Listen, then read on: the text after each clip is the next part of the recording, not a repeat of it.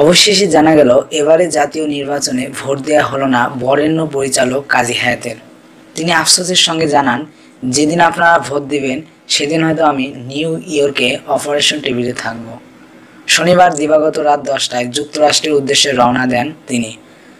ঢাকা ছাড়ার আগে বিমানবন্দর থেকে তার সন্তান কাজী মারুফের ফেসবুক হ্যান্ডেল থেকে লাইভে একথা বলেন বরেণ্য পরিচালক কাজী হায়াত।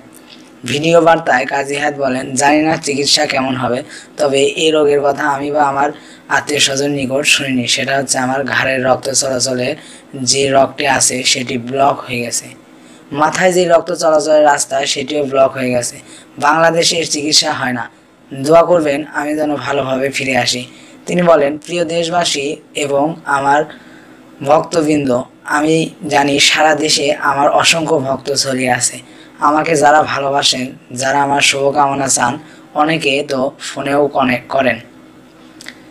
অনেক সময় ফোন করলে আমি বিরক্ত হই, কিন্তু আমি জানি তাদের ভালোবাসা অনেক গভীর। আজ আমি ঢাকা বিমানবন্দরে বসে এই কথাগুলো বলছি। আমার চিকিৎসার জন্য যাচ্ছি নিউ ইয়র্ক শহরে। জনপ্রিয় এই অভিনেতা বলেন, আপনারা আমার জন্য দোয়া করবেন যেন ভালোভাবে ফিরে আসতে পারি।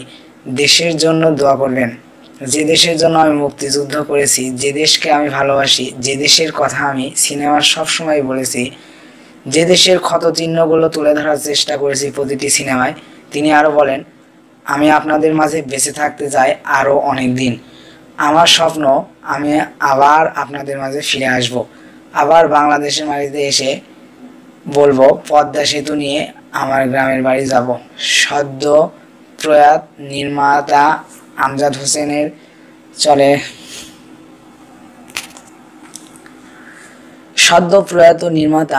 হোসেনের চলে যাওয়ার প্রসঙ্গ টেনে তিনি বললেন, আমজাদ হোসেন চলে গেছেন, আমার প্রিয় এবং কাছের মানুষ ছিলেন তিনি।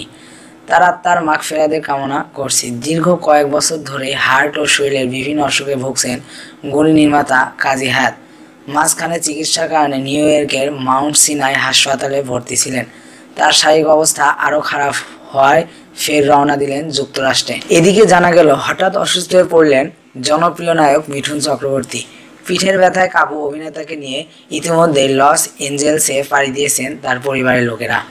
মার্কিন মুলুকে মিঠুন চক্রবর্তী চিকিৎসা শুরু হবে বলে জানা যাচ্ছে।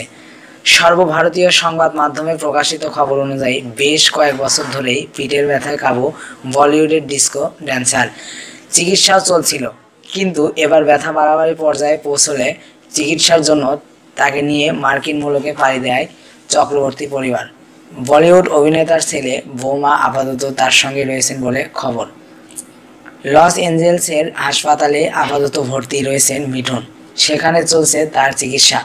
প্রসঙ্গত 2009 সাল থেকে পিঠের ব্যথায় কাবু মিঠুন চক্রবর্তী। 2016 সালে একবার হাসপাতালে ভর্তি করা হয় 66 বছরের অভিনেতাকে।